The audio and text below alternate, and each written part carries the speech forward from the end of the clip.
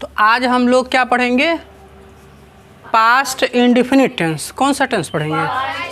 अब देखिए जो पास्ट इंडेफिनिट टेंस होता है कौन सा? पास्ट और INDEFINITE इंडेफिनिट और क्या हो जाएगा? Tense, right. तो ये हमारा हो गया कौन सा? Past indefinite tense. अब देखो पास्ट इंडेफिनिट का मतलब क्या होता है कि जो आपका आज का टाइम है, अभी कुछ क्षण पहले जो भी काम होते हैं, कुछ समय पहले जो काम होते हैं उसको किस में रखते हैं? पास्ट इंडेफिनिट टेंस में। किस में? तो पास्ट इंडेफिनिट टेंस, पास्ट को हम जो है वैसे सामान्य रूप में, तो पास्ट का मतलब क्या होता है? पास्ट को हम भूत भी लिखते हैं। क्या लिखते हैं? भूत, यानी बीता हुआ। और इसको हम अतीत भी लिखते हैं। क्या लिखते हैं? अतीत। क्या लिखते हैं? अतीत। तो अब आपको पता लगा कि इसको हम भूतकाल बोलते हैं या क्या बोलते हैं? अतीत काल बोलते हैं, राइट। और यहाँ जो इंडेफिनिट लिखा है, इंडेफिनिट का मतलब क्या होता है? अनिश्चित। क्या होगा? अनिश्चित। ठीक है, तो हो गया कि पास्ट इंडेफिनिट यानी अतीत, अनिश्चित, और टेंस, टेंस माने क्या होता है? काल। तो ये हमारा हो गया कि क्या? पास्ट इंडेफिनिट टेंस, यानी क्या हो जाएगा कि अतीत अनिश्चित काल। क्या होगा? अतीत अनिश्चित काल। तो अब आपको ये पता लग रहा है कि हमारा अतीत अनिश्चित काल है। इसकी बात आती है आइडेंटिफिकेशन की। किसकी? आइडेंटिफिकेशन। आइडेंटिफिकेशन का मतलब क्या होता है? पहचान। क्या होता है? पहचान। तो आइडेंटिफिकेशन का मतलब होता है पहचान। जैसे मान लो कोई गांव में आया और कोई आपके बारे में जानना चाहता हो किसी थर्ड व्यक्ति से, तो कुछ तो आपका पहचान होगा ना। कोई लोग पूछेंगे कि भैया हमको जो है रमेश के घर जाना है, तो अब रमेश का घर जाना है, रमेश अगर कई लोगों का गांव में नाम है तो जाहिर सी बात है वो पूछेगा कौन जात के हों। पहले पूछेगा ना किस जात के हैं। तो पहला एक पहचान आपका क्या हो गया? आपका जात क्या है, कास्ट क्या है। अगर जात में भी उसी जात में 4-5 रमेश हैं तो ये होगा कि कौन रमेश, तो ये होगा कि काव करत हिन, तो ये पता लगा कि साइकिल बनाते हैं। तो साइकिल भी एक पहचान हो गया उनका व्यवसाय कि हाँ मतलब साइकिल का काम करते हैं। लेकिन ऐसा भी हो सकता है कि अब साइकिल बनाने वाले 3-4 लोग हों, तब वो होगा कि कैसन है, कलर, रंग, करिया है, गोरहर है। अगर मान लो सब गोरहर बा या काला बा तो होगा दुबला है कि पतला है। तो कोई ना कोई जो है पहचान बताने के बाद, अच्छा फलाने रमेश बाबू पूछा था, हवा कौन वहाँ पे चला जाए वहीं घरा है। तो ये क्या है? आइडेंटिफिकेशन। क्या है? तो जब आप जो है क्या पढ़ते हैं? प्रेजेंट इंडेफिनिट टेंस पढ़ लिए, प्रेजेंट कंटीन्यूअस टेंस पढ़ लिए, प्रेजेंट परफेक्ट टेंस पढ़ लिए, प्रेजेंट परफेक्ट कंटीन्यूअस टेंस पढ़ लिए। अब जब पास्ट इंडेफिनिट की बात आई तो जैसे 12 टेंस हैं तो 12 को अलग अलग पहचानना है ना। तो ऐसे उन्हीं में से एक ये भी आपका है। कौन सा? Past indefinite tense. तो पास्ट इंडेफिनिट टेंस के अगर पहचान की बात करो कि आइडेंटिफिकेशन क्या है, तो आपको मालूम है कि जैसे अगर आता था क्या? ता था, ती थी, और कौन सा? ते थे। यानी कि अगर आपके वाक्य के अंत में, कहाँ?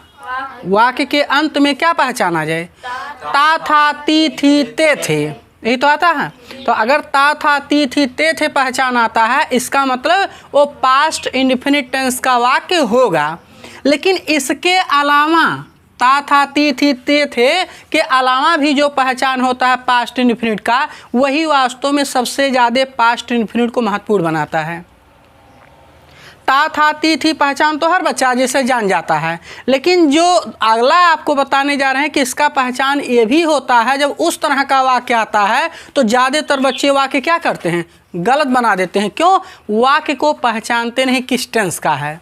अब देखिए इसके बाद आपका है जैसे ता था, ती थी, ते थे हो गया। अगर आपका क्या था? आ, ई, या चाहे बड़ी ई हो वो बात उतने होगा, आ, ई, ए या। तो अगर आपके वाक्य के अंत में क्या आता है पहचान? आ, ई, ए, या।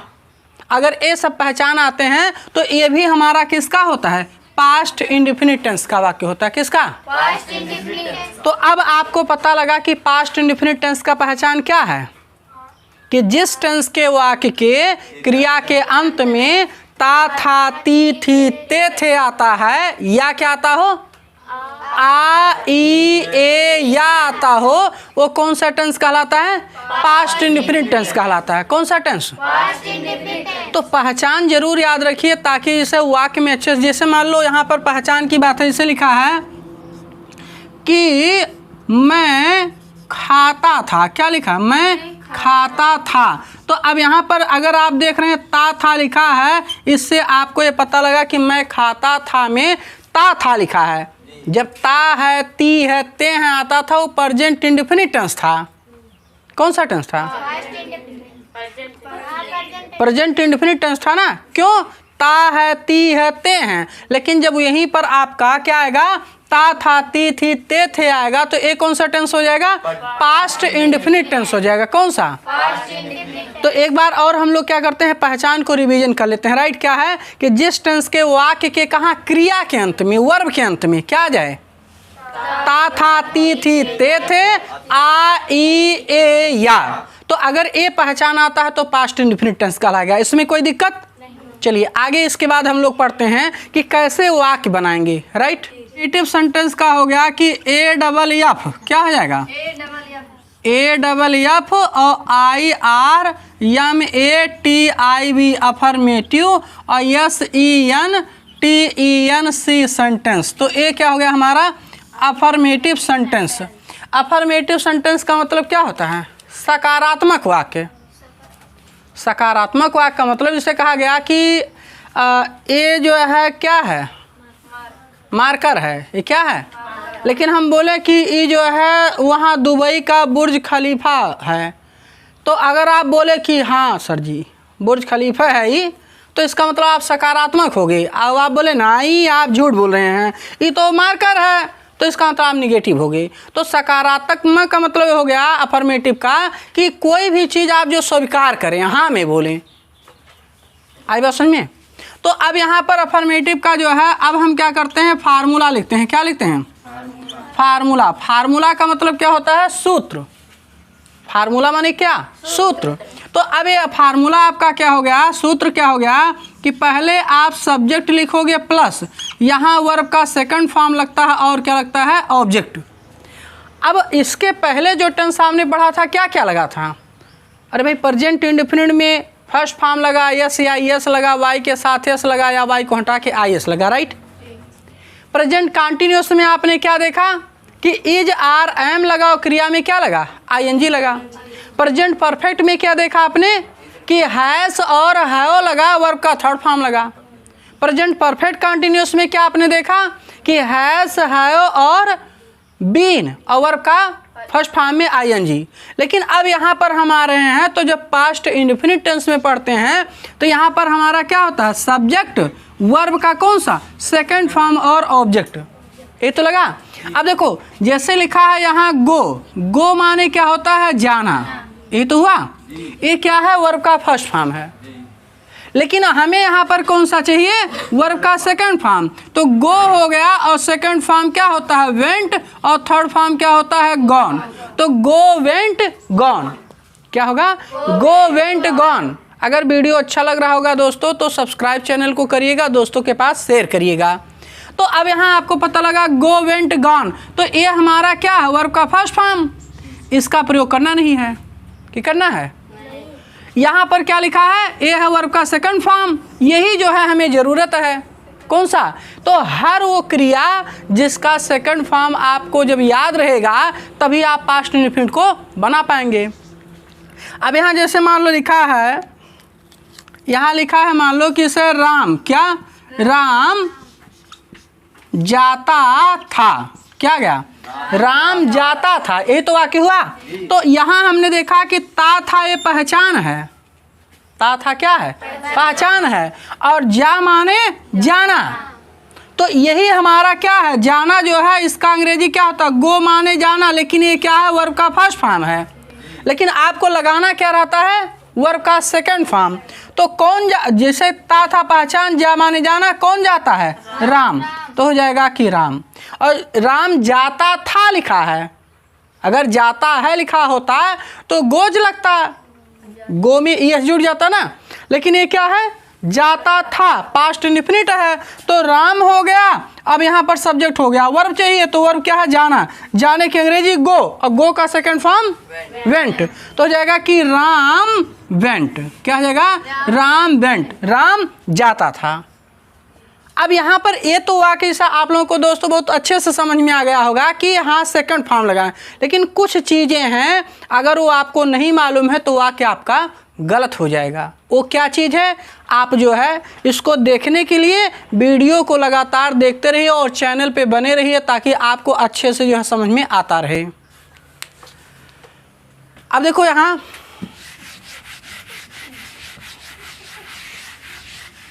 चलिए, तो अब आपने देखा कि वो कौन सी चीज़ें हैं जो आपको जानना जरूरी है और जिसके जानकारी ना होने पे वाक्य क्या हो जाता है? गलत। जैसे जब हिंदी वाक्य में आपका आएगा मैंने, क्या आएगा? मैंने हो गया, तुमने हो गया, उसने हो गया, हमने हो गया, उन्होंने, कौन? उन्होंने हो गया, और नाम प्लस का, नाम प्लस ने यानी राम ने, राइट। तो अब यहाँ पर आपको क्या ध्यान देना है कि ये बेसिक चीज़ें हैं। कैसी चीज़ें हैं? अगर आप चाहते हो कि पास्ट इंडेफिनिट अच्छे से समझ में आए तो आपको इनकी अंग्रेजी भी आनी चाहिए, क्योंकि जैसे लिखा है मैंने, मैंने की अंग्रेजी क्या होगी? मैंने की अंग्रेजी क्या होगी? आप मैंने की अंग्रेजी आप आमतौर पे सोचेंगे कि मैंने लिखा है तो मैंने की अंग्रेजी मी हो जाएगी चाहे माई हो जाएगा, लेकिन ना तो मी होता है ना तो माई होता। क्यों? क्योंकि मैंने जब शब्द आएगा तो यहाँ ने जो लिखा है ने, ये कर्ता का चिन्ह है। किसका है? कर्ता का चिन्ह, ने कर्म का को, यानी इसमें कारक भी जुड़ा है। तो मैं की अंग्रेजी अगर आई होती है तो मैंने अगर लिखा है तो इस टेंस में जैसे मैंने खाना खाया, तो मैंने खाना खाया तो खाना की अंग्रेजी आ जाएगा आपको, मैंने की अंग्रेजी जो है बच जाएगा, क्योंकि आप माई या मी लिख देंगे तो आके गलत हो जाएगा, राइट। तो मैंने की अंग्रेजी जो है यहाँ कर्ता का चिन्ह ने है तो ये भी है सब्जेक्ट ही, तो मैंने की अंग्रेजी क्या लगेगा? आई। क्या लगेगा? तुमने अगर आया है तो तुमने की अंग्रेजी क्या होगा? यू। अगर उसने आया है तो उसने की अंग्रेजी क्या होगा? चाहे ही होगा और चाहे शी। हमने आया है तो हमने की अंग्रेजी क्या होगा? वी। अगर उन्होंने आया है तो उन्होंने के लिए क्या लगाएंगे? दे। और नाम आया है तो नेम जैसे लिखा है वैसे हम लिख लेंगे। तो उम्मीद करते हैं वीडियो को देखने में आपको मज़ा आ रहा होगा, सीखने में जो है आपको हेल्प कर रहा होगा। तो इसका स्क्रीनशॉट ले लीजिएगा आप लोग ताकि जो है अच्छे से आप सीख सकें। और कापी और रफ और आपका पेन पेंसिल जो भी सामग्री है पढ़ने के लिए वो साथ में ज़रूर रखें। तो मैंने के लिए आई हो गया, तुमने के लिए क्या? यू। उसने के लिए ही या सी हो गया, हमने के लिए वी, और उन्होंने के लिए क्या हो गया? दे। और नाम प्लस ने माने उसका नाम लिख लेते हैं। तो कोई दिक्कत? ऑफलाइन में ज़्यादा मज़ा आता है, ऑनलाइन भी मज़ा आता है, लेकिन ऑनलाइन में इतनी बात नहीं हो पाती और वहाँ पर जो है मतलब आपको टॉपिक केवल मिलता रहता है, तो वहाँ टाइम बचता है, यहाँ पर मज़ा आता है, वहाँ मज़ा थोड़ा कम आता है। चलिए देखिए, जैसे अब आपको पता लगा कि अफर्मेटिव सेंटेंस है, राइट। जैसे लिखा है मैंने खाना, क्या? मैंने खाना खाया। क्या लिखा है कि दोस्तों जैसे देखिए लिखा है कि मैंने खाना खाया, तो ये वाक्य देख के जो है अब यहाँ ता था ती थी ते तो लिखा नहीं है कि लिखा है? ता था ती थी ते थे लिखा है नहीं, लेकिन यहाँ पर लिखा मैंने खाना खाया। यहाँ पर पहचान क्या आ रहा है? यहाँ पर पहचान क्या आ रहा है? या आ रहा है। तो आ ई ए या, ये भी तो पहचान है। तो मैंने की अंग्रेजी क्या लगाओगे? आई। क्यों? अभी इसके पहले आपको बताया गया है क्या लगना चाहिए। तो आई, और अब यहाँ पर सब्जेक्ट हमारा हो गया, वर्ब का कौन सा? Second form object. तो सेकंड फॉर्म हमारा यहाँ क्या है? या पहचान, खा माने खाना, ये तो वर्ब हुआ। तो खाने की अंग्रेजी क्या होती है? ईट। ई ए टी, ईट माने क्या होता है? खाना, ये तो हुआ। लेकिन इसका सेकंड फॉर्म चाहिए तो ईट का सेकंड फॉर्म क्या होता है? एट। क्या होगा? तो आई एट, क्या लिखेंगे? आई एट, और ये खाने का मतलब हो गया फूड, भोजन, तो हो गया आई एट फूड, मैंने खाना खाया। कोई दिक्कत? अब तो समझिए, जैसे मान लो लिखा है तुमने मुझे बुलाया, क्या लिखा है? तुमने मुझे बुलाया, तो ये भी वाक्य किसका है? पास्ट इंडेफिनिट का। कैसे पता लगा? यहाँ पर अंतिम में चिन्ह क्या आया? या। तो अब तुमने मुझे बुलाया, तुमने की अंग्रेजी क्या हो गया? यू। अब बुलाने की अंग्रेजी क्या होती है? अरे भाई, बुलाने की अंग्रेजी CALL, काल माने बुलाना या पुकारना। तो इसमें जो है ईडी जोड़ दोगे तो इसका सेकंड थर्ड, यानी ये सेकंड भी हो जाएगा। तो यू, और क्या हो जाएगा? यू कॉल्ड मी, तुमने मुझे बुलाया, तो क्या हो जाएगा? You called me. कोई दिक्कत?